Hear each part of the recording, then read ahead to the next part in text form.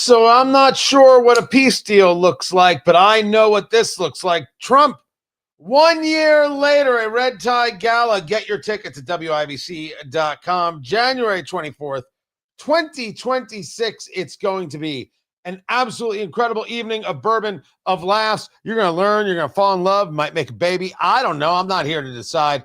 Trump, 1 year later, a red tie gala. WIBC.com. Get your tickets. Guys, good to be with you. Tony Katz today. The show is about to begin, and we'll talk about this kind of peace deal thing. Oh, it's the La Aurora, Cameroon. Nice stick for the morning. Let's go, Landon.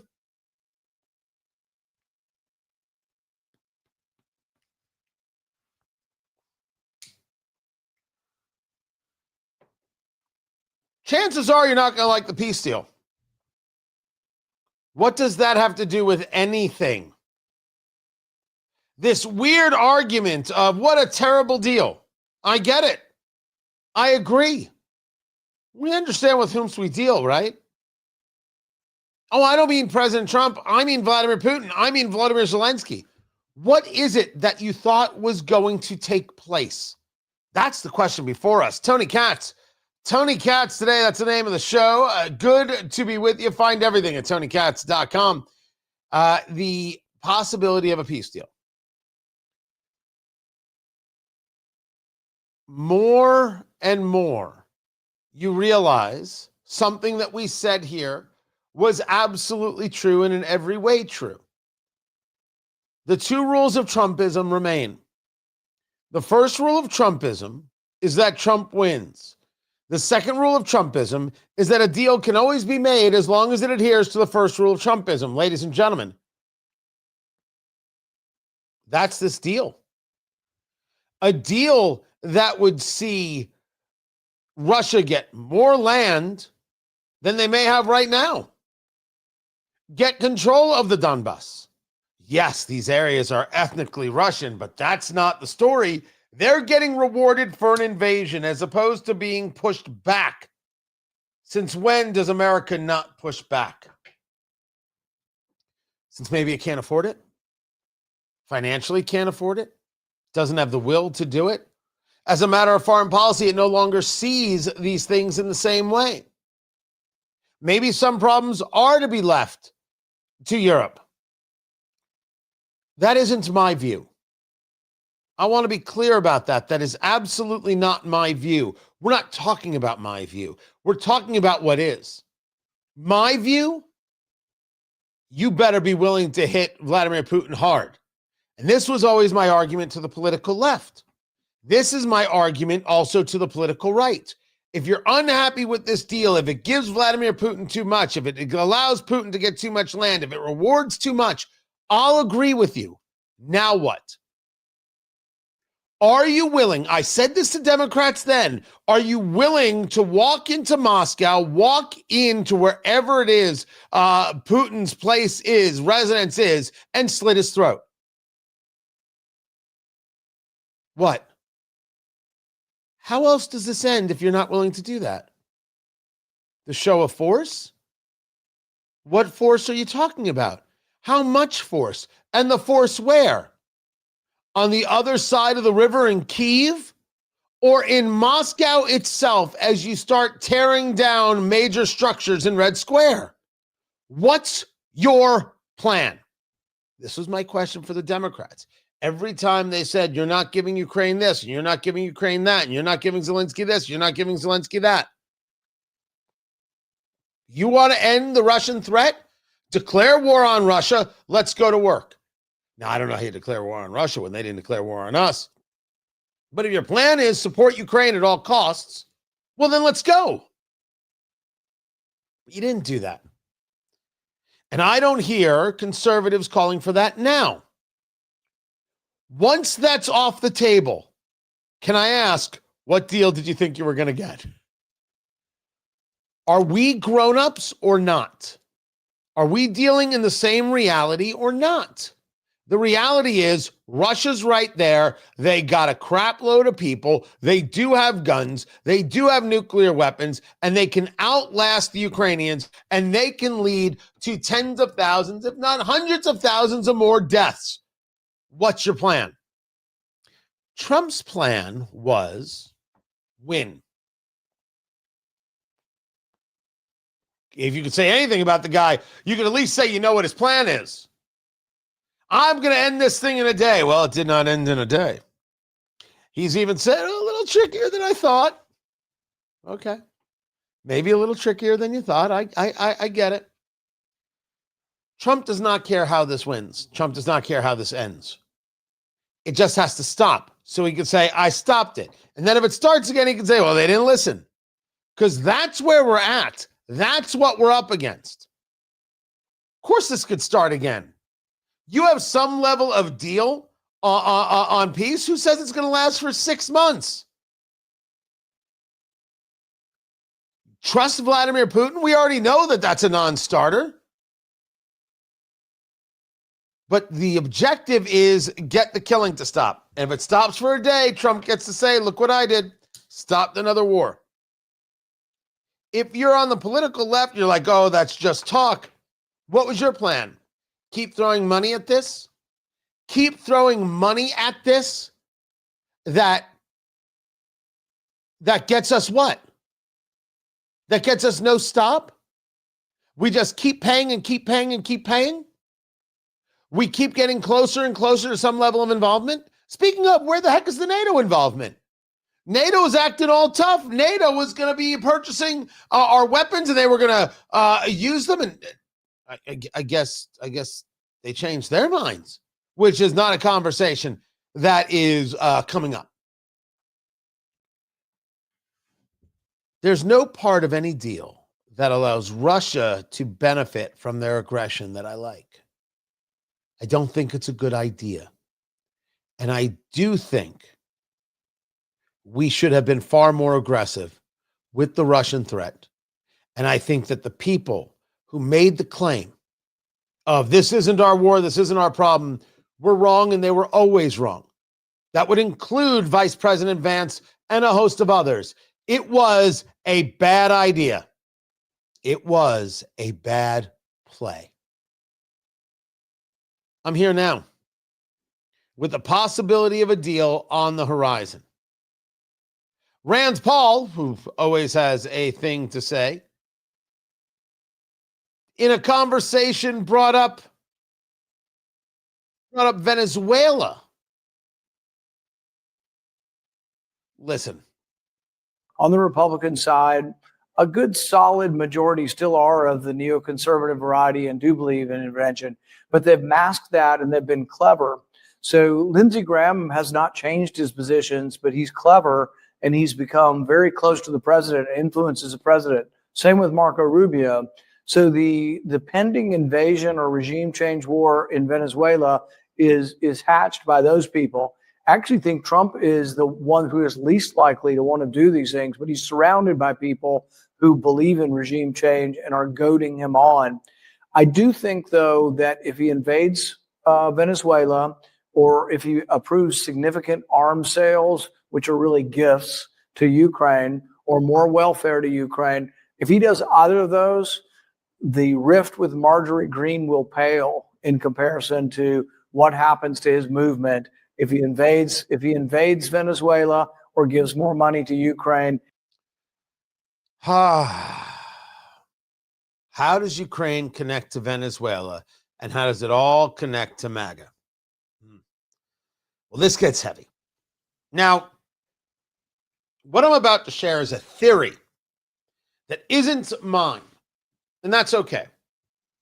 But I want to engage it because it has, I don't know if it has a perfect understanding of the situation, but certainly if we were to take a look at the globe as a chessboard, these pieces are in place for a specific reason. We have Donald Trump declaring Venezuela narco-terrorists. We have the taking out of these drug boats, to which I have no issue whatsoever. The idea that it's wrong to do, that somehow a due process is being violated. Are we saying that our intelligence is wrong? Our intelligence community is advised by Democrats not to listen to the president. Are we saying that the intelligence community's assessment that given to the president is incorrect? Are we saying that there's no intelligence whatsoever that these are indeed drug boats? Is there no intelligence to what's coming from Venezuela? Is there any intelligence that tells us that Nicolas Maduro won the election? No, it all tells us that he stole the election point blank. Not only do you take out the drug boats, you move the USS Gerald Ford into the Caribbean. This is the largest aircraft carrier we have. And then you bring in the support vehicles, destroyers, other things, support ships. You start talking about the AOR, the area of responsibility. Well, ain't that something? That's a real buildup. Why? There's a theory that goes as follows. Now, my add-on to this is that Trump really does hate war because he can't understand it. He can't comprehend it. Why would you fight with somebody when you could make money together? What's wrong with you people? I mean, that is the frontal lobe conversation of Trump. Why would you fight? You can make money together. Oh, wait, you're going to stop me from doing my thing? Well, then I'll fight you. Then I'll beat you like a dog, and then we'll do business together because it was never personal. It was only about me getting what I want. That's reality of Trump. I mean, if we're not going to be honest with each other, guys, who are we going to be honest with? There's a theory that what's happening is the world has changed and the money has changed. And it's not that there's anybody really close to our ability of growth, of strength, of capability. It's that there are other players who have money to spend. And we, as a nation, cannot afford to do all the things that we used to do in a world where we basically paid everybody to leave us alone or leave each other alone. What do you do at that moment? How do you engage at that moment? Well, you recognize that the Russians aren't going away, even though they're going to be a vassal state of China any moment. That's my take. And China isn't going away. And China is a genuine threat and the enemy. Yes, you have India and some other players, but let's be clear about who's doing the fighting here. Maybe you can't worry about everybody everywhere. Maybe you can't do all things in all places. Maybe the days post-Marshall Plan, where you're able to engage this idea of American influence, isn't as possible as it once was. Economically, it just cannot be done. What do? You at least take care of your own yard. And it's very possible that the United States has made a decision that own yard is the Western Hemisphere. We're going to take care of ours, and they're going to do whatever it is they do with theirs, and we hope it all works out for the best. And that's why when you take a look at the buildup in the Caribbean, that's why when you see this immediate push for a peace deal that has Ukraine giving up more land than was taken, and a real push on Ukraine to do so. It was Zelensky who said, we either have, we can have the United States on our side, but we lose our dignity. Knowing that he doesn't have the cards and this is over, and that Russia could reinvade in 3 years or 3 months. That philosophy is possible. That the United States, on a very, very macro level, large overlook level, has taken a look at the field and said, we need to be protective of this area, of our things, of this place. The other stuff we cannot do, we cannot help. And we need to get our own world, our own ship, our own place in better order. I'm not saying I agree with it. I'm saying it is an interesting concept. It doesn't change certain things, like the selling of the F-35s and the Abrams tanks to Saudi Arabia. Why would you do such a thing? Because from there, you have what a friend of mine described as making it a very, very large land aircraft carrier. We know how to use all that weaponry. We built those weaponry. We trained on that weaponry. It's our stuff. We send our boys over, bloop, they fly. What about the women? Could we all just settle down and not be freaks for a second? You know what I meant? Move on. We do have allies in places, and we do want to have forward positioning in places. But that's the story about Venezuela. As to Rand Paul's point of if we invade Venezuela, if we give money to Ukraine, I don't know about an invasion of Venezuela. But money to Ukraine, well, more support's going to go to Ukraine for sure. And I don't know if that breaks up MAGA at all. No, I don't think they'll like it. But I wonder if they'll go with Trump if he starts discussing this new reality. Something to listen for. I'm Tony Katz. This is Tony Katz Today.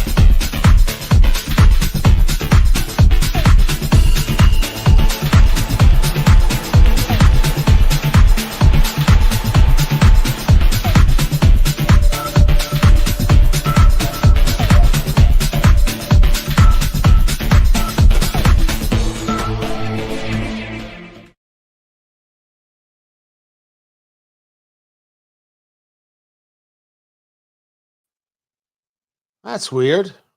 Just lost the whole camera right there. Boom. That was super weird. Guys, welcome back. Tony Katz. Tony Katz Today. Good to be with you. Rand Paul, I think, is a little more engaging in a threat right there than anything else. But this theory about Venezuela is quite interesting. And I saw the one and only Willie Lawson. Good Lord, from the original days in Tampa where I was messing around with this kind of stuff. Messing around with do I want to get into radio? Good gosh, man. Good to see you. Good to hear your voice. Good man. Good dude. Wow. That is, it has been a lot of years. That's been a lot of years. I knew nothing.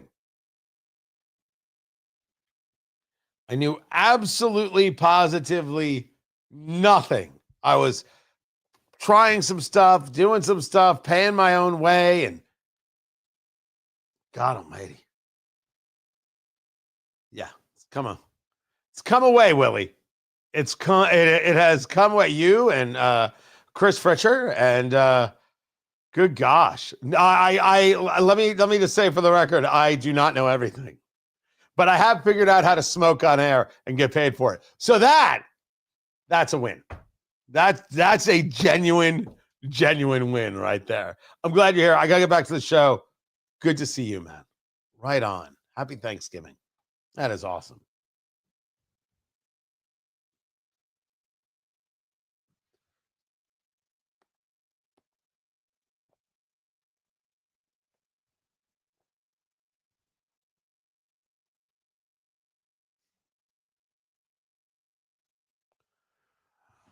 A review of all refugees admitted under Joe Biden. Hot damn. Count me in. Tony Katz Today. Guys, good to be here. Good to be with you. Trump administration. This, according to the good people in Newsmax, where I'm on this evening. I'm on with Carl Higbee. Looking forward to that. That's 6:20 p.m. Eastern. Well, depending on when you get the show. Otherwise, you have to go back and check the archives, but I'll put it up on my YouTube page, youtube.com/Tony Katz. Not YouTube page, YouTube channel. Wow. That's like when you call it the interwebs. That was a very, very old sounding thing right there. The Trump administration is going to take a look at all of them. The review, according to critics, would sow confusion and fear among the 200,000 people who fled war and persecution to come to the U.S. during that period. Here's my answer. Okay. You want to be confused and you want to be scared? Well, that's your problem. We need to know who came to the country and whether or not they're here legally and whether or not they're here properly and whether or not they're the kind of people who should be allowed into the United States. Because Joe Biden was incompetent and some other group of people was running the country, not him. And Lord only knows what they did, these unelected bureaucrat freaks who think that somehow they should be in charge and you should suffer by their word. No. We should check everything. The argument is that expediency and quantity was prioritized over detailed screening and vetting, warranting the comprehensive review and re-interview of all refugees admitted from January 20th, 2021 to February 20th, 2025. As the chat is asking, is there anything under Joe Biden that shouldn't be under review? And the answer is no, not at all. To think that this is something you can argue against, the idea that somehow everybody who you've let into the country is perfect. This goes back, of course, to this argument that the political left believes that the new Colossus, the poem underneath the Statue of Liberty, give me your tired, your poor, your huddled masses yearning to breathe free, that is somehow policy. It is not. Give me your tired, you're poor, you're huddled masses yearning to breathe free. I think it is very important, but let's also make sure they don't hate the country and are trying to destroy it. Let's make sure they're not Islamists. Let's make sure they're not communists. Where does it say, and don't have a standard? It is a radically pathetic position. And the left loves to push this, but rational people know better. It is okay to say, wait a second, maybe they don't belong. I get to meet a bunch of people. I know a bunch of people. You know what I've determined? Some people don't get to know where I live. I think that's good policy. There are some people, if I'm out having a cigar, it's good to see them. No, they can't come to my house. I don't know you. Don't you think we should know the people coming to our house? Don't you think we should know the people who we're now being told, hey, you have to pay for? Haven't we seen enough that some people simply can't be trusted? They're just liars. They're frauds, whether that be them lying to get into the country or lying because that's a part of their political or religious movement. The idea that we shouldn't check, double check, and recheck is laughable. Get on it, President Trump. This is a great example of, there are plenty of things I think not going as well as they should, and some things going just flat out wrong. There are things going right. It's worth noticing. Keep it here. I'm Tony Katz. This is Tony Katz Today.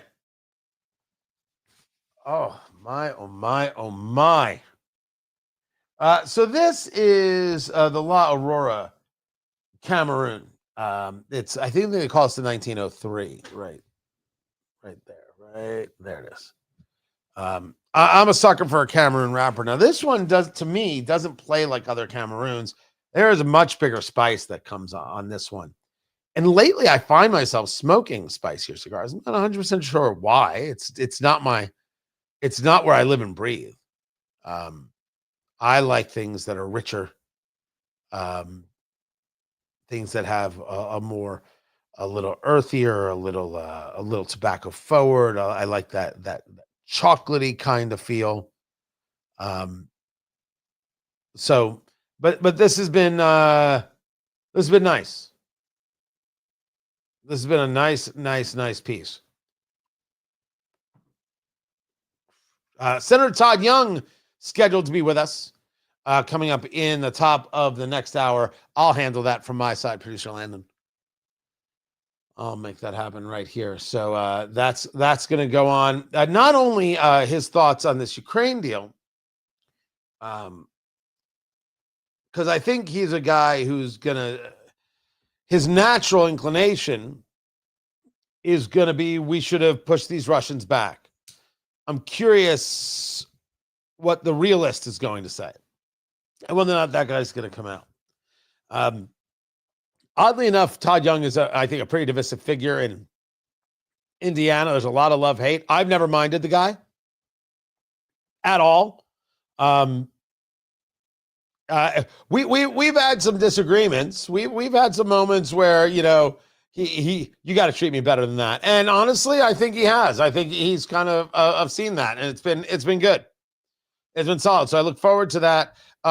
We now have word that Zelensky seems to be okay with the peace deal, so we'll get that happening. We'll get to that story. And in addition, Todd Young, he's got a piece of legislation. I didn't know this, but it's one of those things, if you're not in it, how would you have thought about it?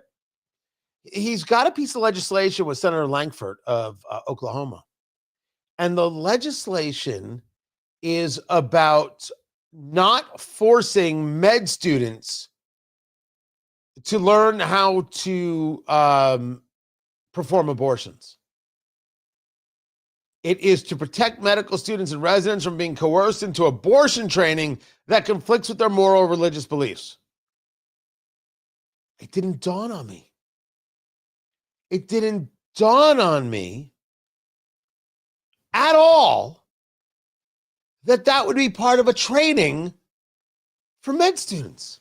Not a doctor, wasn't in med school. I never considered it. It's like, and once you hear it, you're like, well, yeah, that's a pretty gross thing to do. That's pretty ugly indeed. Of course that's happening. Like, once you start going down that road. So with that, we're going to speak to Todd Young about this. William Jacobson, Cornell law professor. I've got that interview to share with you. I spoke to him a little bit earlier. Let me see if I've got that right where I need that. Do a little test run of what that's going to look like. I do believe we're not giving enough credit to Elon. See? That's what it's going to look like. Fancy. Fancy indeed. Let's get back to the radio show here, and we'll go from there. Don't forget on YouTube, be sure to subscribe. Well, Laura, what other opinions do you have?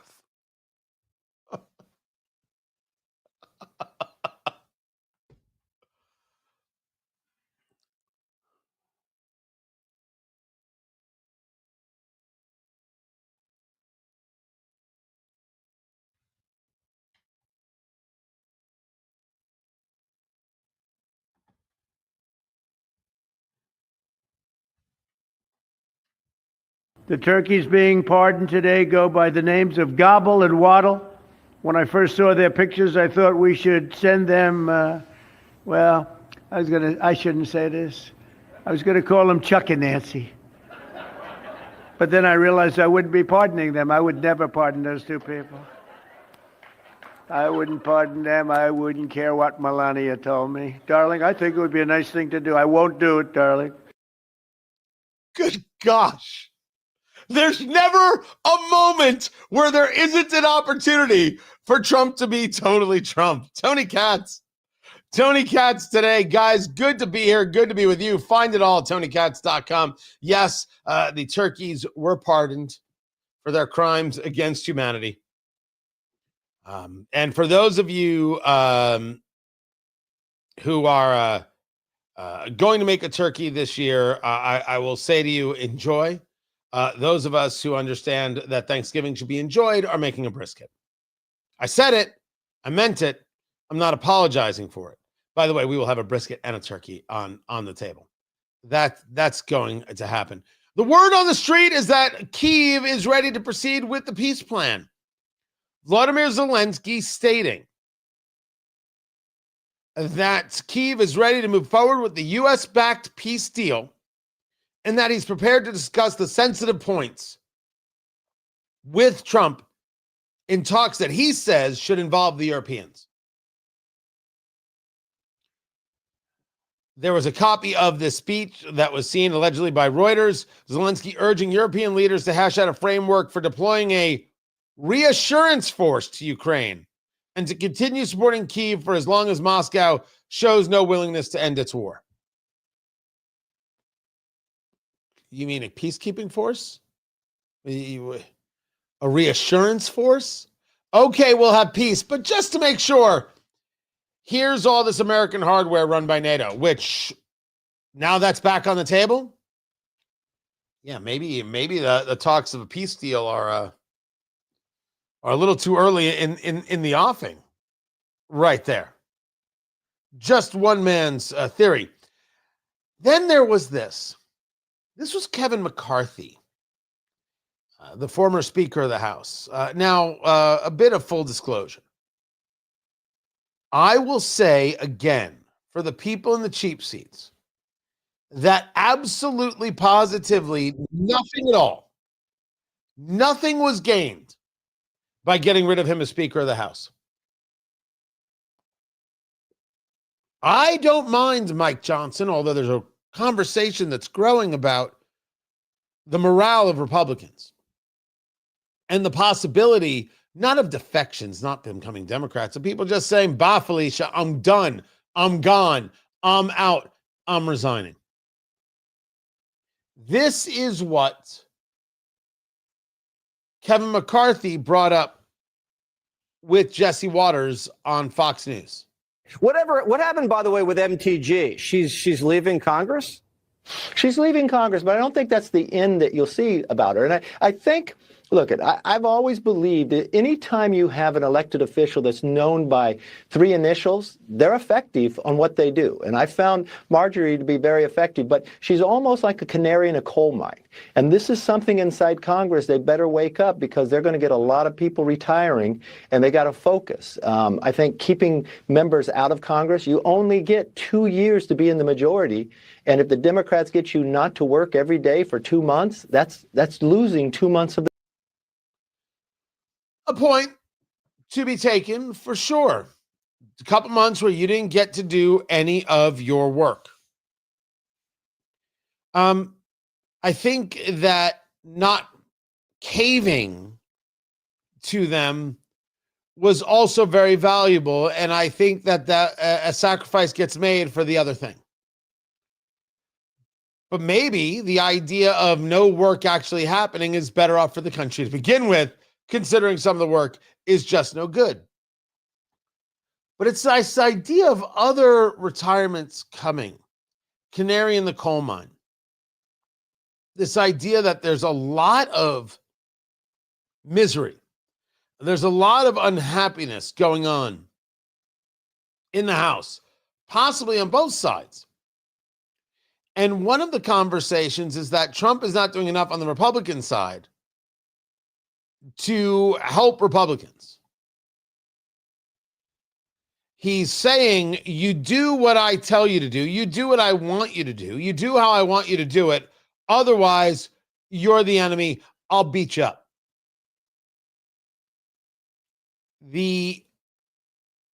That policy certainly can rub people the wrong way. That policy certainly can become tiresome.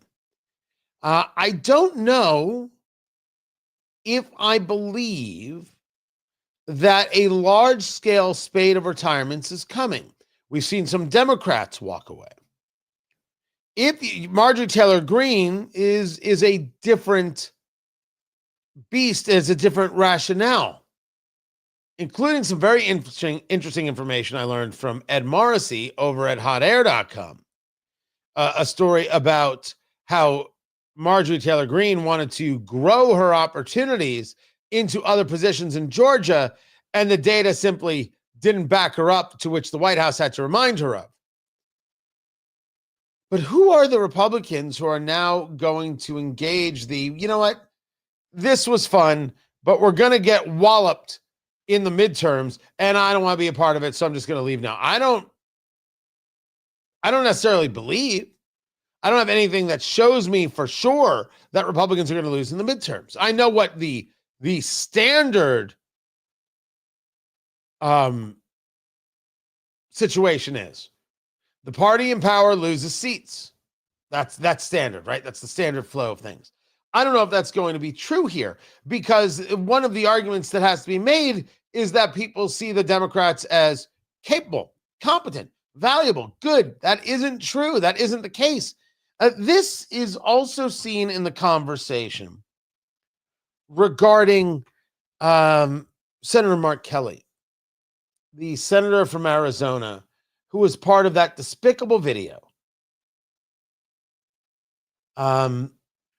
That despicable video saying that you should not listen to orders from the president. Now, some will argue they didn't say that. They were just reminding the military that they shouldn't follow illegal orders, that you're not allowed to follow illegal orders. That's what they said. What they were saying is Trump gives illegal orders. Do not follow orders from President Trump. This is what they were saying, and every rational person knows that, is aware of that. This is David Frum. Remember when they used to call him a conservative? That was adorable. This is David Frum trying to make an argument. Of Defense, the Department of Defense. It did so because a few years before that, the United States had hanged a bunch of Japanese generals for the crime of waging offensive war and wanted to make clear that the United States would fight only in self-defense, according to the rules of international law that the United States had imposed on Japan and Nazi Germany. Every time that, in violation of act of Congress, the secretary makes up these titles for himself, Secretary of Partying, Secretary of War, whatever he calls himself, those are illegal orders too. He never called himself the Secretary of Partying. President Trump wants to rename it the War Department, so he goes by Secretary of War. You could argue, certainly, but it's not the War Department, it's the Defense Department, and you need an act of Congress to change it back. But if that's your example of an illegal order, you're weird. That isn't what they were saying, and we all know it. All rational people know it. All the irrational people are in my Twitter feed. All the irrational people, follow me on Twitter X at Tony Katz. You'll see some nuttiness, and they're still doing it like they have an argument. Oh, they're so cute. And when I say cute, I mean virgins living in their mom's basement. But cute. No, not the cute kind of virgin living in their mom's basement, looking to find that right person to spend a life with. No, I mean the sad kind of virgin living in their mom's basement, where mom doesn't want them living in the basement, and they don't have any option but to live in the basement because the outside world is scary. Two on the nose? No? Yes? Right? We know what was said. This pushback has led to Pete Hegseth referring to the senators and these members of Congress as the seditious six, and that he is going to see if Senator Kelly can be recalled, because he's still active military, and possibly have him tried. People are infuriated about this. If you're going to recall him, you better be prepared to recall all of us. He can't recall all of you because that's not how the system works. There are some people who are upset about this. You're focusing on the wrong things. We should be focusing on affordability. I believe you can do two things at the same time, and I don't disagree that the White House, as we have been discussing here, as I said on Sean Spicer's show, and by the way, I got the ire of Steve Bannon, which of course means nothing. And then I got the ire from what I'm hearing of Scott Bessent. I don't want his ire. I'm telling you, you're the guy. You're the smartest guy in the room. You got to go make the case for our economic future. And by the way, he's been doing just that. I do not take credit for it, but he has been making the case now. He did it on the Sunday shows aggressively about inflation and about other economic issues and the time it's going to take to get things rolling. This is the argument that should have been happening in a much more concerted way, in a much more obvious way. There's some people arguing, why are you going after Mark Kelly? You go after Senator Kelly, all you're doing is raising his profile. He's already really popular in Arizona. Now you're going to make him a presidential contender. This is a misread of the situation. You call them the seditious six, which I think calling them the seditious six is silly, right? That was wrong of Secretary Hegseth. You have to treat this seriously. Don't name call it. You're not Trump. Don't play that game. This was a usurpation of your authority and of the authority of the chain of command. You better discuss it. And I don't mind you pushing on it. Just don't call it names. Don't give it catchy slogans. Stop that. Don't do that. Be the pro. But absolutely push back. And there's some people saying, well, you don't do that. You don't do that because you're raising his Q rating and you're going to make him more popular. Now he can be a presidential candidate. What are you going to do about that? That's old school Republican thinking. It's not conservative thinking. It's old school Republican thinking. Oh, we better not do anything because, that could be bad. Oh, we better not respond because that could be bad for us. Oh, we better not do this because that could be bad for us. And then you end up with Bill Kristol. There's nothing wrong with pushing back. That guy tried to usurp the chain of command. That guy tried to usurp the commander-in-chief. That guy is trying to sow dissent in the military. And we don't put up with that crap from nobody, even if you've been in space. Your uniform-wearing days do not shield you from the reality of what you do today. And you will be dealt with accordingly. Sure, there's a political reality. There's always a political reality. But the idea of do nothing because you're just going to raise this guy's level, what this guy did was disgusting. So was same thing with Senator Alyssa Slotkin, same thing with Representative Goodlander, same thing with Representative Crow, and you have to expose it. And yes, if under the U.S. Unified Code of Military Justice, the UCMJ, I apologize, there are charges to be brought, it should be at least discussed. Not, let's not make them too angry. Enough of that old school crap. I could be a conservative, which I am, and know that that's a bad idea. I'm Tony Katz.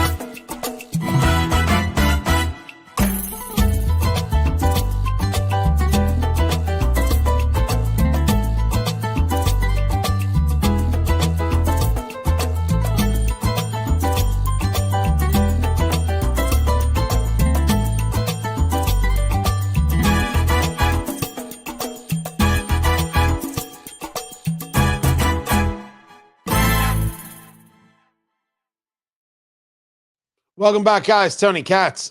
Tony Katz today. I got a text from somebody saying, hey, how can I be a sponsor of Trump 1 year later, a red tie gala? That's January 24th, 2026. Let me just write this to there. We can talk sponsorship later today. It's going to be incredible. The food, the bourbon, the laughs, the love. I swear to you, babies might be made. That's the kind of good night it's going to be. Trump, 1 year later, a red tie gala, the highs, the lows, how this all flows in to the midterms. I will have it all for you. Things you have forgotten. I cannot wait to bring it. Cannot wait to bring it to you January 24th, 2026. So be part of that and part of what's bringing it to you. Oh, look at that. Flederman von Riest. Incredible, incredible timepieces. You are going to love. Perfect for Christmas. Just head over to shop.vonriest.com. Use promo code CATS and get your discount. Shop.vonriest.com. And what am I wearing today? Where is it? Boom. What am I wearing? Oh, I'm wearing the Harborside turquoise. That's the Hanoverian right there. With the date, of course, the Harborside turquoise. Love it. Love it. Wore it with the black. Just a nice pop of color. But not fashion. So absolutely not fashion watches. That is not my style, not my speed. This is a little bit of character, a little bit of style in it, right? They have ones that'll be, those chronos that you just saw, those quartz chronographs, the full automatic chronograph, things like this. This is an automatic. What's your personality? What are you trying to do? What are you trying to, if I'm wearing the black here, this I think is a good piece of setup. I also could have worn the Black Bunchner, which is a Swiss mechanical movement, and also would have looked absolutely perfect. I would have been all sleek. Or is this sleek? And that one would have been all mysterious. Full Johnny Cash vibe, which is all I'm trying to go for anyway. All I'm trying to do is full Johnny Cash vibe.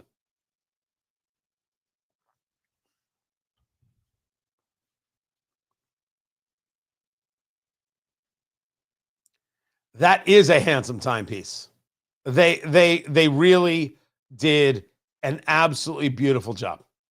And I've got some things coming in the spring. Can't wait to share it with you. And thank you, Tony. Getting the ticket. Go to WIBC.com and you can get yours.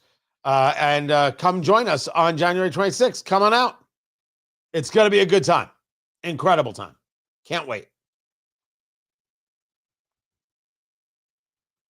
Come back to the show. Oh, what should I talk about?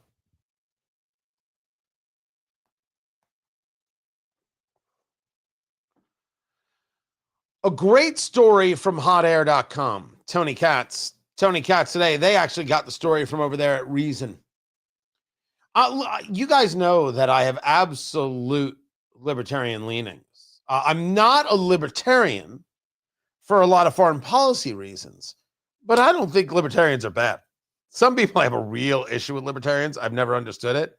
I'm not there on the foreign policy stuff on quite a few things, but on a rational point of view, on economic smartness, I think there's a lot of value there. But Reason takes a note that homeschooling has grown. Homeschooling has grown across the U.S., increasing at an average rate of 5.4%. This according to Angela Watson of the Johns Hopkins University School of Education's Homeschool Hub. That is fantastic.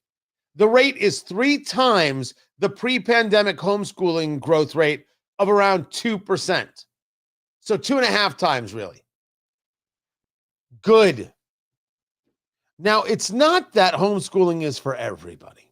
It's not easy. It's easier now. So many more materials and guides and helpfulness exists out there.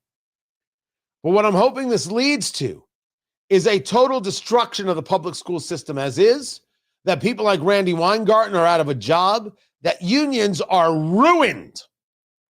And we start building an education system of value. And what Trump is doing with Linda McMahon and putting an end to the Department of Education, bravo. Love it. This is Tony Katz today.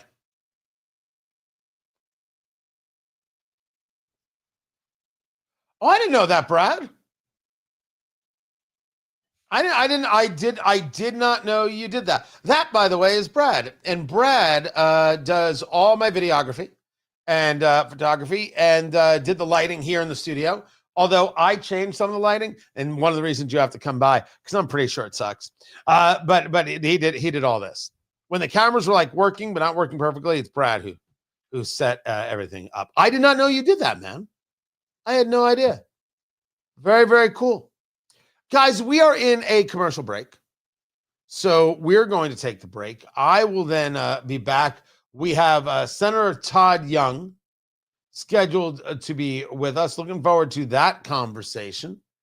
I don't think we have any announcements from the White House on peace deals. That will probably come on Thanksgiving. I think that's what they want to do. That's what they want to do. We will see. So we're in break. You guys can be in break. Smoke them if you got them. You know I will. Kick back, relax. We'll be back in a few. Stay right here.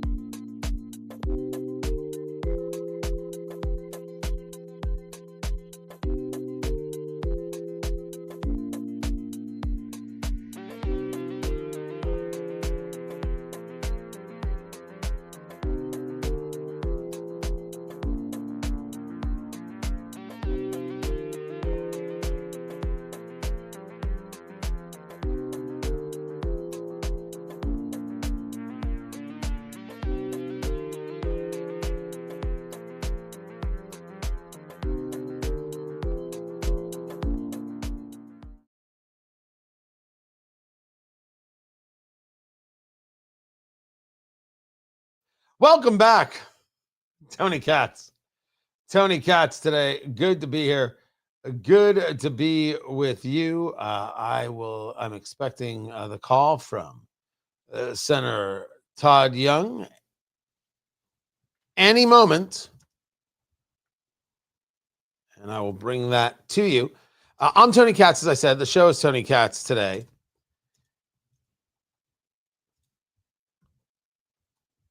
And not only Senator Young, I've got William Jacobson later. Some very interesting transparency going on over there on X. And Elon deserves a lot of credit for really making that platform a place that, well, actually wants to have a value. As for the people on it, a lot of lying, low-life scumbags. I'm sorry, is there another term for them? Should I be using the Latin? Just the absolute worst. So when he calls in, I will make that happen for you. There are some very, very interesting comments going on in the chat, which I will not dignify.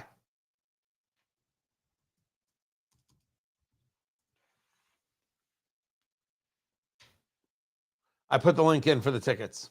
Oh, it's going to be so good. It's going to be so very, very good.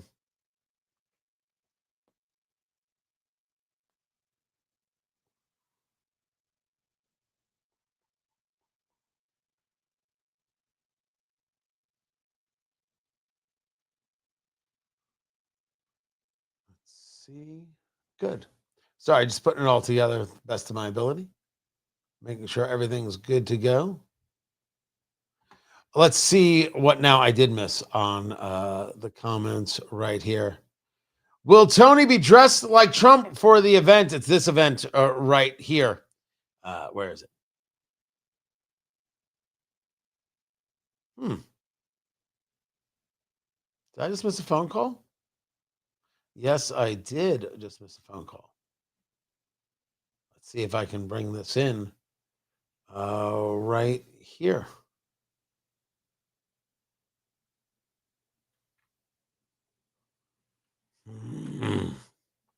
Hate making that mistake.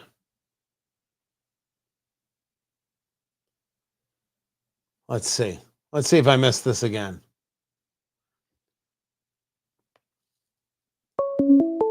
Look at that. You're going to hear it. Call from Todd Young. Senator Young, you're on the live stream with me, not on the radio just yet. So if you would, sir, please don't curse. Okay, I'll try and refrain, at least for the time being. How you been, man? I'm good. I am very good.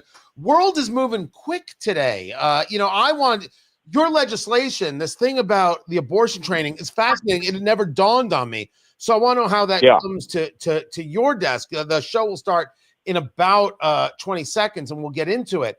But with all that's happening on the Ukraine deal, you and I have spoken extensively about the Houthi rebels and a host of things. So I want to get your thoughts there. So the introduction is going to come up real quick. I'll bring you in and we'll go forward. All right, buddy. Thanks. I look forward to it. That's Senator Todd Young right there.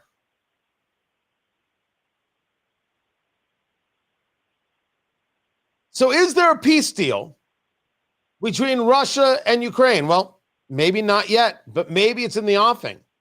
Is it a deal for Ukraine, and is it the best deal for the United States? And something happening with med school training I don't know if anybody knew about, but Senator Todd Young is trying to bring it to everybody's attention. Tony Katz. Tony Katz today. Good to be with you. Senator Todd Young joins me right now on the phone, Republican senator from the state of Indiana. I want to get to this legislation that you're introducing about protecting medical students and residents from being coerced into abortion training, how that might conflict with their moral or religious beliefs. But before we do that, these reports of a possible peace deal with Russia and Ukraine, which would involve ostensibly Ukraine giving up more land than Russia's already taken. It doesn't make it doesn't make Ukraine a NATO nation, but it would make it kind of, I don't know, NATO adjacent, if you will. From what you know, what can you tell us if you know anything more? And what do you think of the possibility of a deal here? Well, thanks for having me on, Tony. We're all watching this situation in Ukraine and throughout Europe as they hold negotiations about the future of Ukraine and the Russia-Ukraine war. We're watching it pretty intently. I've got to say, Marco Rubio, Secretary Driscoll, who was our Army Secretary, and the President himself, they're working very hard to make sure we get a just and peaceful resolution to this war.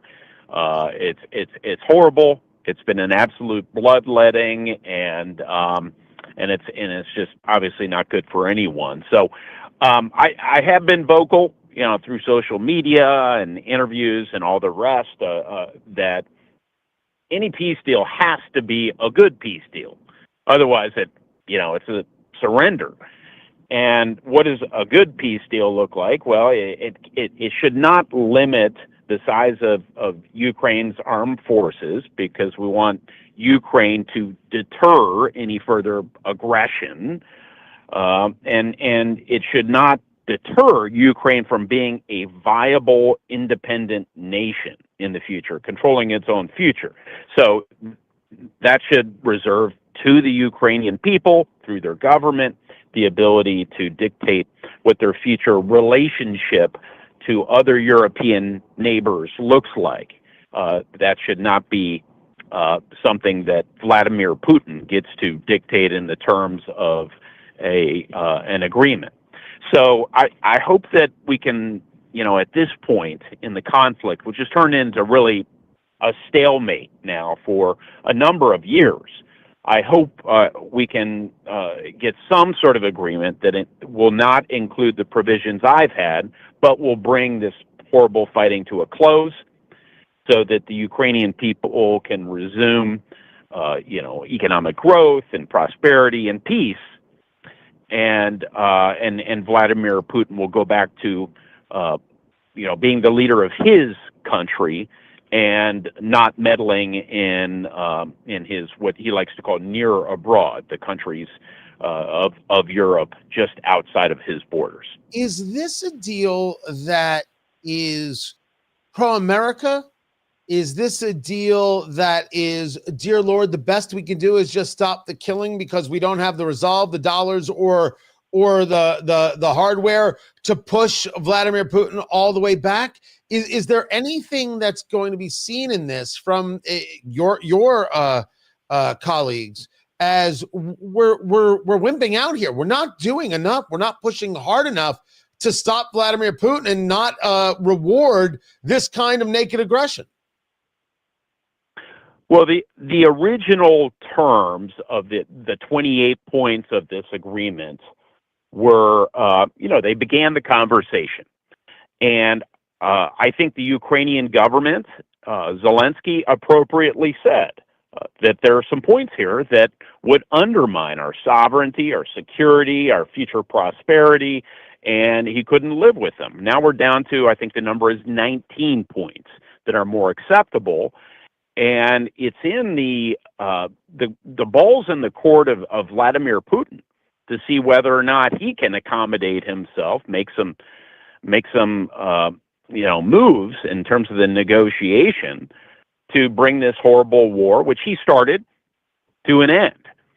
And he hasn't done so. In fact, he's doubling down on his position and being stubborn. So what's in it for the American people? Well, the American people need to understand that since this war began, there's been a real bloodletting, not just on both sides, but especially with respect to our adversary, Russia. In fact, Russia's casualties in this war have exceeded America's deaths in World War II. So there are a lot of Russians dying in this war. And because Russia is our adversary, that would, though kind of horrible to talk in these terms, that is geopolitically to the advantage of the United States. Russia has also not been advancing. There's a perception that's been created by some, I think, in the media, not you, of course, that the Russians are on the march.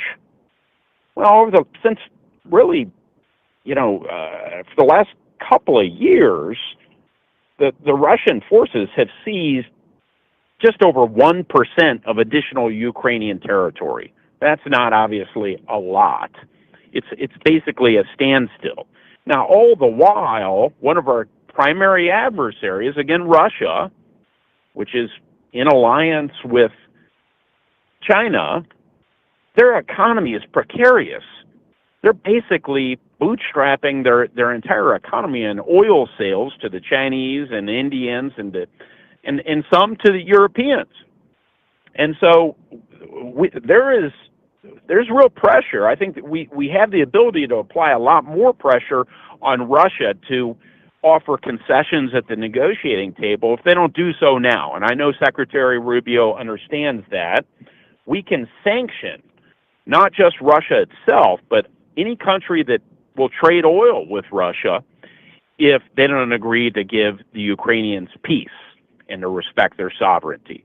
So that's where we are. That's frankly what a good outcome looks like, is to see Putin start to move towards the American position that we are now representing, the 19 points. And it's unclear if he will. It's unclear if Vladimir Putin can bring himself to create an environment of peace.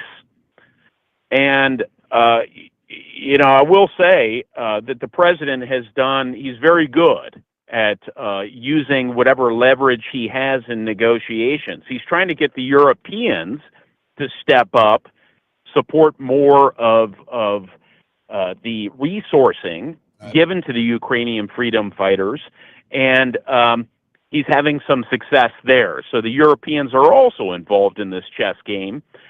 And I know the president wants peace. I want peace, but it has to be a very good negotiation. Correct. So that it's a peace worthy of its name. Talking to Senator Todd Young, Republican senator from Indiana, yet Russia continues to be obstinate, and Russia certainly did not bring itself to the table. It's continued to act with impunity. There's always the concern that Russia doesn't care because eventually it's going to be the vassal state of China anyway, that's where its money comes from, and therefore that's who it does the bidding of. But we put that to the side just for a moment. This legislation that you have sponsored with Senator James Lankford, I said Mark Lankford earlier, I apologize, Senator James Lankford of Oklahoma, about protecting medical students. I did not know that all medical students have to go through some level of abortion training. Yep.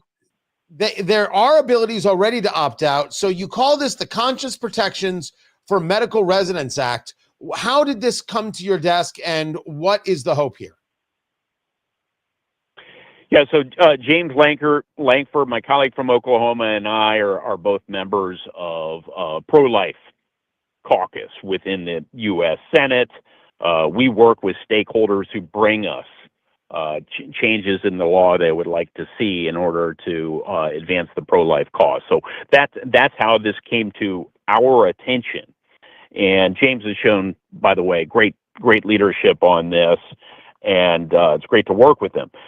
I don't think most Americans understand that if you have a moral, not just reservation, but an outright objection to abortion, you are still required, in order to be accredited as a doctor, as an OB/GYN, you're required to receive abortion training.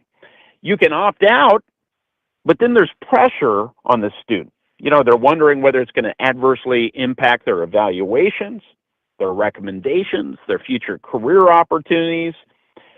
And so that sort of pressure should not exist, and perhaps persuade some people to contradict their values in order to be a medical doctor.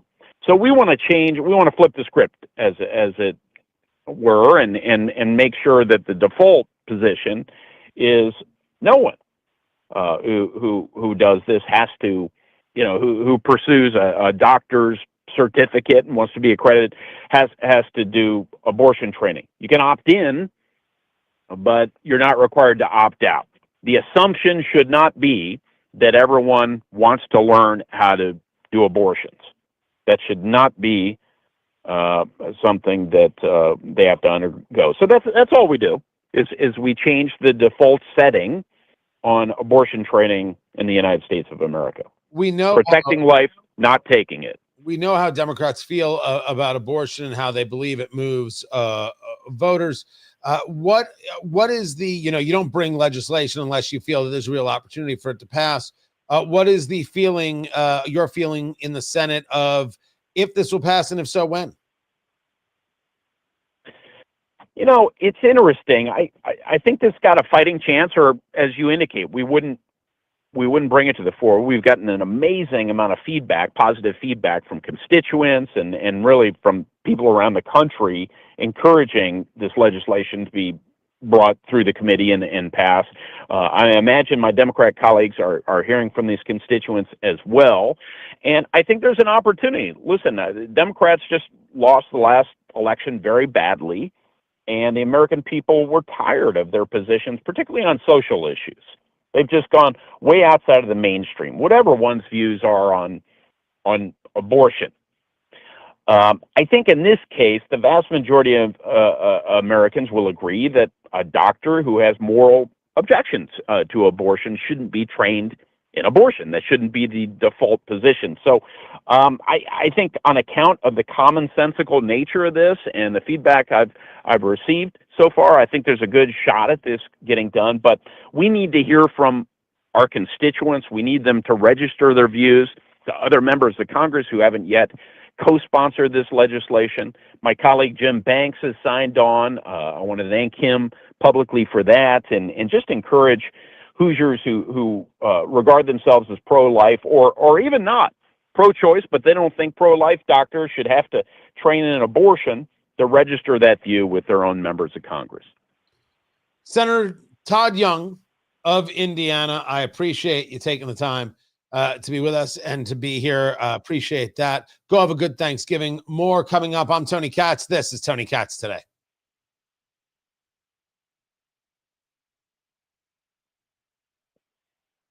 And just like that, he disappeared. Yes, please, please do right there.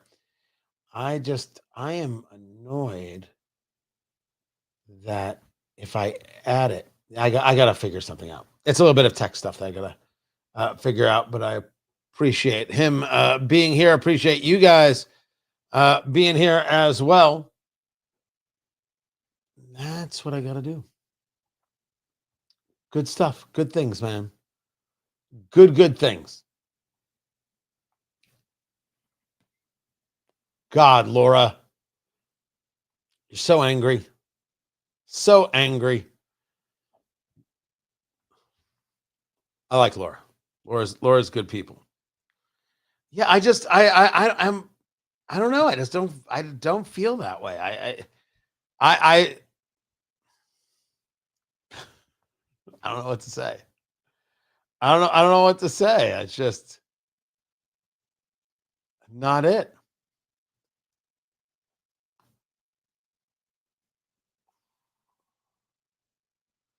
So I am on Newsmax this evening. That will be at, what time is that? 6:25 is when I will be on. And it will be very exciting. So I'm looking forward to that.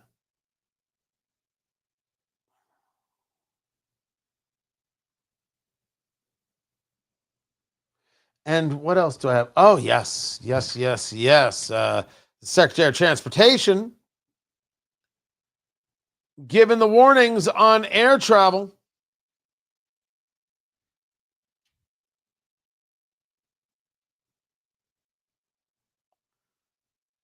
That is certainly legit stuff. Oh, yeah, it's going to be a real issue. It's going to be a real issue.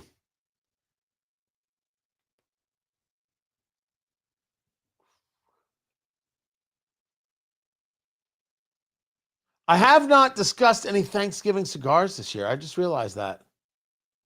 I did not discuss what to smoke. The problem is here in central Indiana, it's going to be 33 degrees and garbage out. My advice, immediately build a room you could smoke in. I mean, some people smoke in their house. I only know one person who on the regular smokes in their home. Most people don't do that. I built a studio to be able to do just that. I have smoked in my home before. Don't get me wrong. Let's not be ridiculous, right? Like, I am not a guy who believes in the concept of man cave. I find man cave to be amongst the most offensive and disgusting terms out there.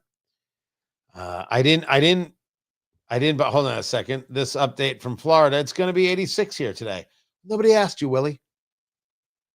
Nobody. I used to live there. I remember.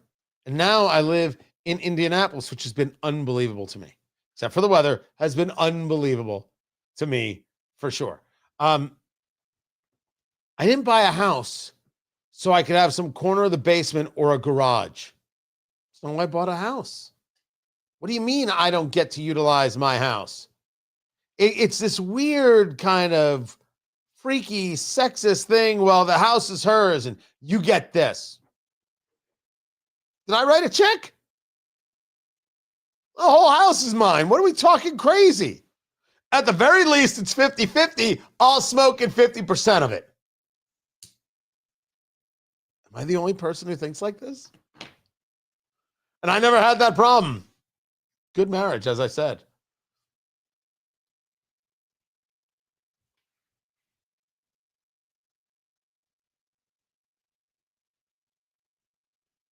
Big number. In regard to air travel, this is going to be the busiest Thanksgiving that we have on record. And I think you all might note that it seems like every Thanksgiving, every Christmas, every 4th of July seems to be an announcement of record travel. I'm going to come to that in a second. But this week there'll be 31 million passengers flying by air as we look to the week. That's per the airline industry. Tomorrow will be the busiest day. There'll be 52,000 flights tomorrow as Americans board aircraft, fly across the country. Maybe they're going to go to sporting events, they're going on vacation, or hopefully they're going to spend time with their families. Now, we anticipate there's going to be solid staffing in our towers and TRACONs and centers throughout the airspace. And that's different than what we had over the shutdown. But we do have some weather in the forecast. I'm not a weatherman, but if you look out to the Seattle area, in the Midwest, the Great Lakes, we are going to have some weather. And so if you are traveling by air, I would just ask that you stay in touch with your airline or update your apps so you know if your flight has been delayed or moved at all as you're planning to come to the airport. That's the Transportation Secretary, Sean Duffy. Yes, travel is going to be rough over Thanksgiving. Certainly people heading home, it's going to be rough. And as a guy who lives in the Midwest, allow me to explain to you that the Thanksgiving weather is sizzling hot garbage. It's on a scale of 1 to Nancy Pelosi. Honestly, I could have picked anybody for the scale. I picked Nancy Pelosi. On a scale of 1 to Jasmine Crockett, on a scale of 1 to Jasmine Crockett, this is 2 fake eyelashes. Is that 2? Is that no? Really? I can't say. So is it racist or is it sexist? Can I get a ruling on that? Can someone get back to me? Okay. All I know is my mother flew in yesterday. My mother is here. My mother is just footsteps away. She's not in the studio. My mother's footsteps away. My mother has been sick, and it's been a rough few years, and She did not feel well. She was actually in the hospital for a few days, and then she needed to get some strength back. She was in rehab for a few days, not that kind of rehab for a few days. And she yesterday, she checked herself out. And she's like, I'm going to see my son and my grandkids. Bye. And they're like, well, really what you should, she's like, did I say I'm leaving? And this woman arranged the ride, grabbed some stuff, got on a plane. 78. Now, you know that there are some 78-year-olds in absolutely perfect health. My mother is not that woman. But I can't believe, I could not believe it. But for her, because she's supposed to go back over the weekend, I'm looking at the weather, and there might be some real snow. There might be possibility of snow. Things might get delayed. I'm like, all right, she might be here a couple more days. That's very possible. Anybody who's looking to the Midwest of flying out the weekend after, that's good. That could get difficult. And the only thing I'm going to suggest is don't get worked up. Don't get angry. You know it now. It's not like you got to the airport, you got to the gate, and they said, hey, we decided to cancel the flight because we hate you. That's not going on. I mean, it could be, but it's not happening. So have a plan, right? Have a kind of relaxed attitude about it all, because people, I love this move on flying. Hey, stop wearing pajamas, which I take complete and full credit for. I take total credit for this move of the transportation secretary to say stop wearing pajamas, dress properly on a plane.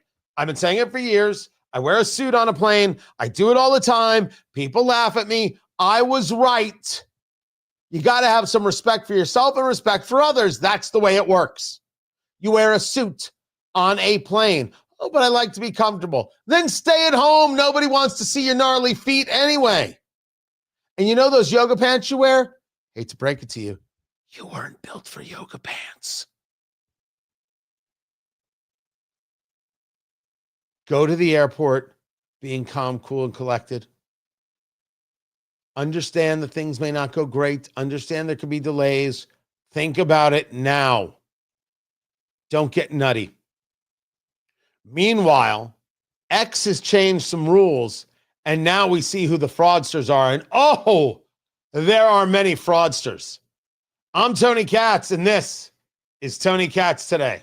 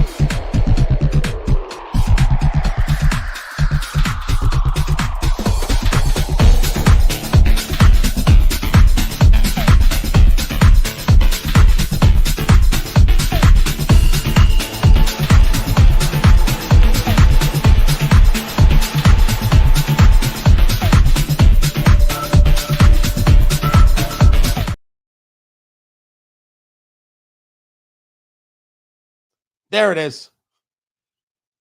Did I mention I need a director? Tony Katz.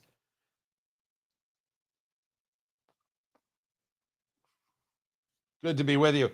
So I spoke earlier with William Jacobson, Cornell law professor, legalinsurrection.com, about two things. First, that this Comey case that got dismissed.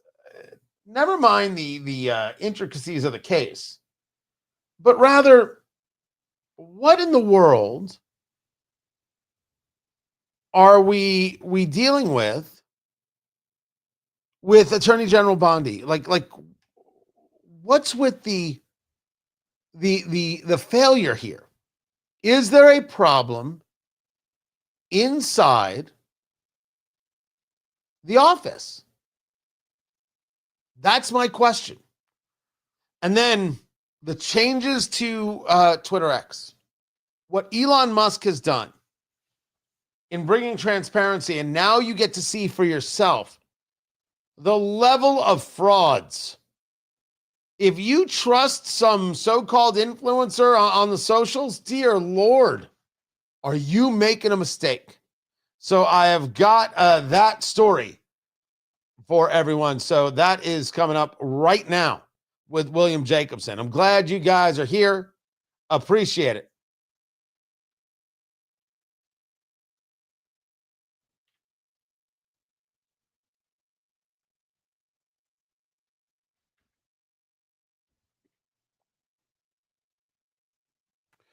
I do believe we're not giving enough credit to Elon Musk. And I think the people who wanted to push him to the side when he had his little row with President Trump are making a huge, huge mistake, because every day it seems we get a little closer to realizing how much garbage is in our social media feeds and who is selling us the garbage. Tony Katz today. Good to be with you. William Jacobson joins me right now, Cornell law professor, the mind behind legalinsurrection.com.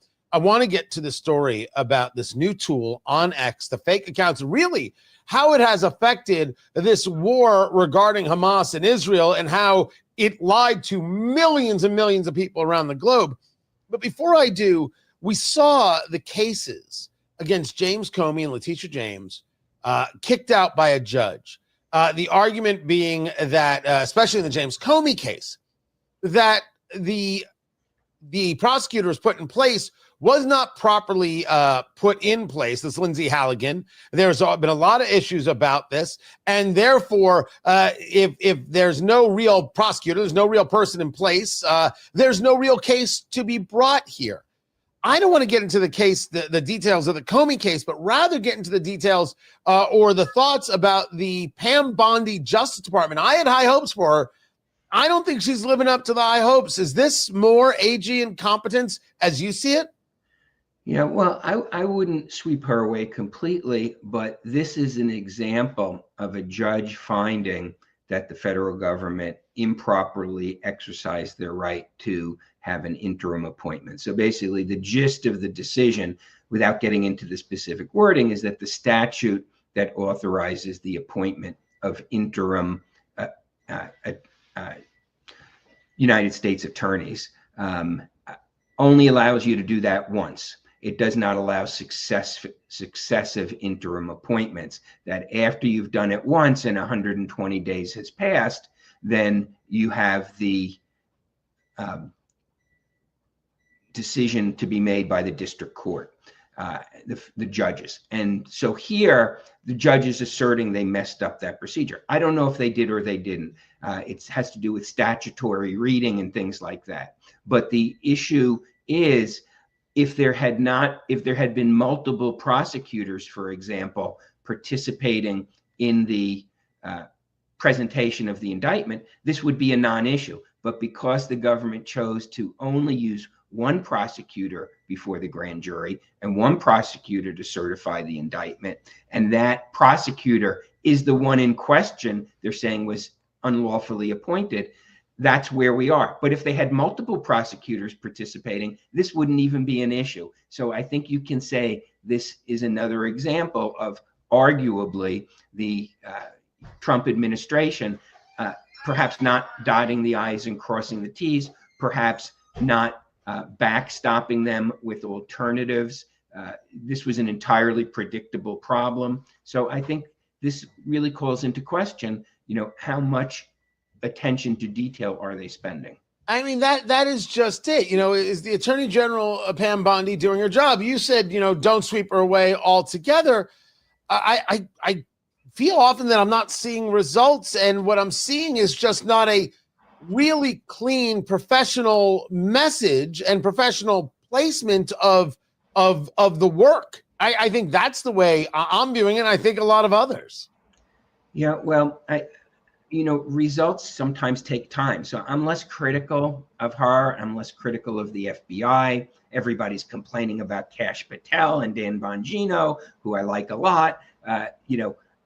I'm not as worried. Things take time, particularly since we have met a really unprecedented level of obstruction by the Democrats and by the district courts. Now, I'm not saying this decision was improper by the district court judge. I did read the decision, and the judge went through the statutory interpretation, but we have had many decisions from district court judges around the country which read like political manifestos, which read like a campaign speech. And so it's been a problem.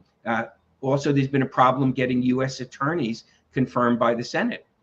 And that why has the Trump administration not forced that through? Why haven't Republicans in the Congress, in the Senate, forced that through? We're in this predicament because the Democrats have been successful in obstructing Trump's ability to get his people into place, which is the only reason you needed successive interim appointments, which created this whole problem. So, I don't blame Pam Bondi for this problem. I frankly blame the administration and the Senate Republicans for not getting Trump's people appointed. What is the problem here? And that's really what caused all this. Democrat obstruction has been pretty successful. Talking to William Jacobson, Cornell law professor, legalinsurrection.com. Let me bring you to this. You've got the story there at legalinsurrection.com. Foreign fake MAGA anti-Israel accounts exposed in X location disclosure. Take the time. Walk me through it. What is it that Elon Musk and X have now allowed to take place? What can you see? And what, in your view, and as you're writing about it, what does it expose that people who are utilizing social media as a way of getting news need to know? Well, for a long time, many of us, including me, have been complaining that what's happening on X is obviously a foreign information operation. It's obvious interference. It's obvious bot activity. None of this is new. And what has happened is that X bases its algorithms and other things on engagement. And the more you get engaged, the more they boost you.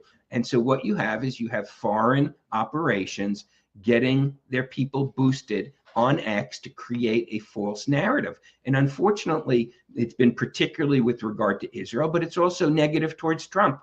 And so what you finally had happen, after years of this, you have X turning live a feature where you can see where the account is posting from. Or if they're trying to hide that through a VPN, then it will show you that they're using a VPN, which is a signal they're trying to hide, or could be a signal. And what we found was that there's an entire industry out there and I'll break it down into multiple tiers. First of all, fake Gaza war accounts. People supposedly posting from Gaza about atrocities that, of course, never happened. And in fact, now know that they're not in Gaza, they're not in the Middle East. A lot of them are they're nowhere near India, Pakistan, Bangladesh. These are operations of, people posting, I'm sitting in a tent in Gaza and 8 children just got killed by Israel. Well, that person's posting from Bangladesh, and in one case from Poland. So these are complete fakery that has created a narrative of genocide and other things in the Israel-Gaza war, which are simply not true. And that has penetrated. That has changed the public consciousness. So those are the fake accounts posting fake information. And then you have the fake MAGA accounts, which are very viciously going after Israel. America first, America only, I can't afford a house because we give $3 billion a year to Israel. All those sort of narratives, which have also penetrated. But it turns out that they're not by real America First accounts. A lot of them are not by people even in the United States. Again, the usual suspects: Nigeria, Bangladesh, India, Pakistan, elsewhere in the Middle East. So what you have is you have stoking of hatred towards Israel by supposedly America First accounts which often say, I'm from Texas and I'm not going to stand, and I don't like the Israel occupation of our government, and I'm in Texas, and the person's actually in Bangladesh, and it's just complete fakery. So you have a real narrative, and I think damage has been done. Talking to William Jacobson, Cornell law professor, legalinsurrection.com. I agree with you that the damage has been done.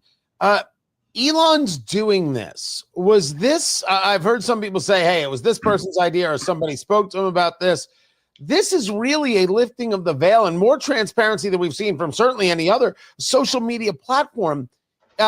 Before we get just a little bit deeper, is there a belief that this will change how people see or engage with the content that's now out there?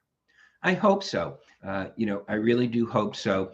And there's also a third tier of this manipulation, which really has not been exposed by this location data, which is the promotion of certain accounts. So not only do you have fake accounts posting fake news about what's happening in Gaza, what's supposedly the feelings of America First people towards Israel, stoking that, you also have bot accounts that are promoting legitimate American accounts. So we should not be deceived. This is not all foreigners. There are Americans doing this stuff too, and they are getting boosted, and that's not been exposed. What I'd love to see is transparency as to where the people retweeting, reposting, sharing, liking posts are. So, in addition to saying where is the person posting from, I think it would be great to have a country by country breakdown of who's sharing their content. Because I think what you're going to find is a lot of legitimately American accounts who are nasty people are getting promoted just in the way that these fake accounts promoted themselves. And I think that's really got to be the next thing, because this is a massive disinformation operation. This is a massive manipulation of our country. I'm not disagreeing, sir. Not at all. You and I are on the same page on this. Is there a legal remedy, or is there a legal obligation that Elon Musk has and X has to not allowing that to take place? I mean, can you regulate who retweets whom? Well, criticizing it and exposing it and providing transparency is not the same as preventing it. And so that's a whole different argument. And one of the reasons the rules were relaxed so much is that we saw under the Biden administration pressure on Facebook, pressure on other social media operations to censor content. I mean, I remember in our own account at Legal Insurrection on Facebook, we just avoided posting anything about climate change or COVID or whatever, because they so heavily censored it. We'd get, tagged on it by Facebook, and you get 3 or 4 tags, and all of a sudden they kick you off the platform. So we just avoided it completely because we didn't agree with the popular narrative. And so that's the extreme that people reacted to and said, we should have absolutely no limitations on Twitter and social media. And now we're seeing the byproduct of that is that foreigners have jumped into the void to manipulate systems that have no control mechanism in them. What is the right answer? I think we're heading towards the right answer, and it's transparency. It's don't allow these foreigners to pretend, I'm a redneck from Texas and I don't want my money going to Israel, or I'm not going to die for Israel. Meanwhile, you're sitting in Bangladesh, that sort of stuff. I think transparency is probably the best answer rather than censorship. Now, I do believe that it would be consistent with free speech and free, exchange of ideas for Twitter to say, if you are going to lie about where you are, then maybe that's a violation of our terms. Okay. Right. We're not going to censor you for your opinion, but if you're going to conduct fraud on our platform and you're going to misrepresent yourself as being, a farmer in, Missouri, but you're actually just a bot farm in India. That's a misrepresentation. That's a fraud on the platform. And I would like to see that sort of outright fraud and misrepresentation addressed by X, because it's already in their terms of service. They're just enforcing it. I don't think we need opinions censored, but fraud should absolutely be regulated. And I don't know if it's a legal obligation, but it certainly would be in X's interest, because up until recently, and certainly with this exposure, it has now the reputation of being a manipulation device. And I don't think that's what Elon Musk wanted it to be. He wanted it to be a place where people could freely exchange their ideas. Instead, it's a site for rampant fraud. William Jacobson, Cornell law professor at legalinsurrection.com. I appreciate you taking the time to be with us. More to get to. I'm Tony Katz. This is Tony Katz Today.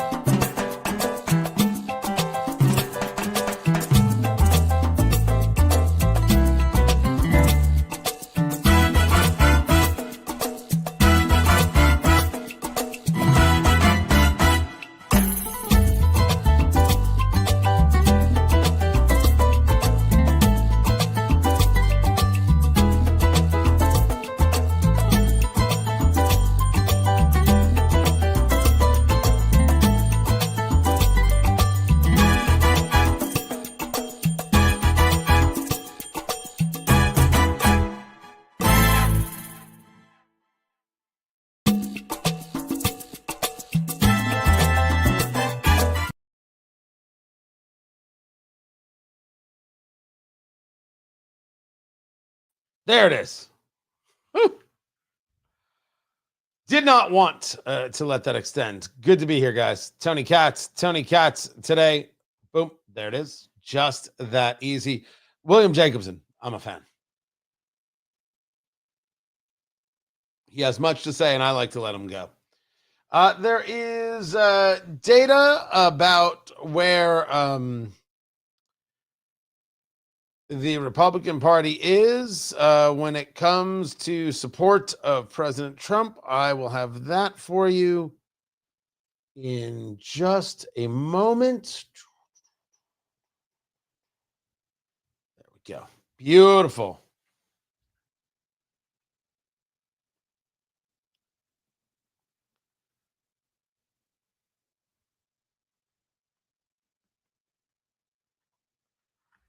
All right. So tomorrow, Kira Davis is in. I will be out. I have my morning show, but I'll be out for the midday, and then Thanksgiving we'll be here, and then we'll be back on Monday. That's the plan. That's where we are going to be. And then end of December, I'll be out for a little while. Vacation is good, but I'll have videos on the regular over there on the Substack at TonyKatz.com. So you want to make sure that you are subscribed to TonyKatz.com, and you will get everything. I will bring it all to you. I promise. Every last bit of it.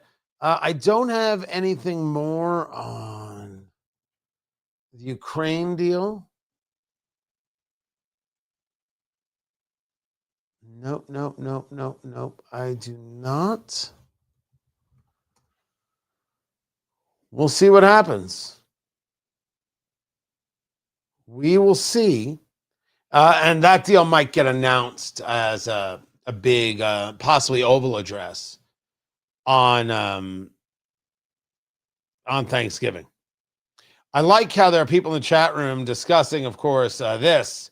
Trump 1 year later, a red tie gala, my event, that is taking place on January 24th, 2026. It's going to be incredible. The food, the bourbon, the good times. We're going to go over Trump's past year, how this plays out for the midterms, absolutely everything. And if you want to get your tickets right now at WIBC.com, you want to get those tickets immediately. And then I've got people discussing sneaking into the VIP section. That's not going to happen. Did I mention security? Listen to me. All right. This isn't like Columbia University. You get to take over the building. We don't allow that. We don't do that here. So just.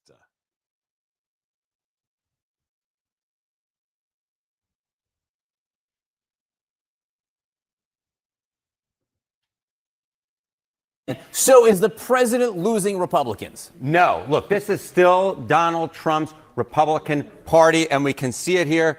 It's like a rock, to quote Bob Seger. I mean, take a look here. Republicans who approve of Trump. 6 months ago, it was 87%.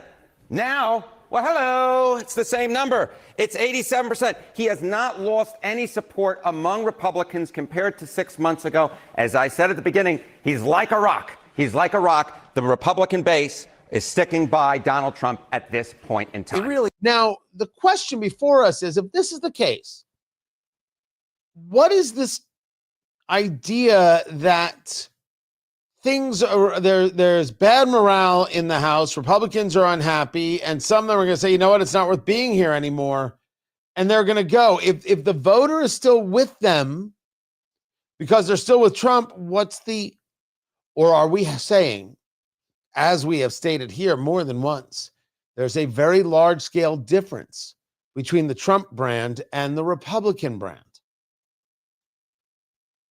And that the support for Trump amongst Republicans is not indicative of support overall. That they won't support their member of Congress if there's some level of disagreement. That is one of the things they will have to work out. One of the things I'll be discussing January 24th, 2026. Trump 1 year later, a red tie gala. You can get your tickets at WIBC.com. Oh, it's going to be an incredible event right here in Indianapolis. Come on out for it. You're going to have a great time. You're going to meet good people. Great bourbon, great food. I promise a good time. Go to WIBC.com and get your tickets. I'm Tony Katz. It's going to be a good time. It's going to be a very good time. I want you to have the most brilliant of Thanksgivings. I want you to enjoy yourself. I want you to have fun. I want you to eat well. And then come back. The live stream will come back on Monday. That's December. What is that? What is that? December 1st? Is that what that is? It's December 1st. The live stream will be back for then. We'll have videos going on over there at TonyKatz.com. You want to get over there and subscribe. It's free. You can be a supporter. I'd appreciate it. Either way, very much so. Go to TonyKatz.com and be a supporter. I appreciate y'all. I just said y'all. Look at me.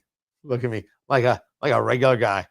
I can't thank you enough. I will be back, of course, on that Monday.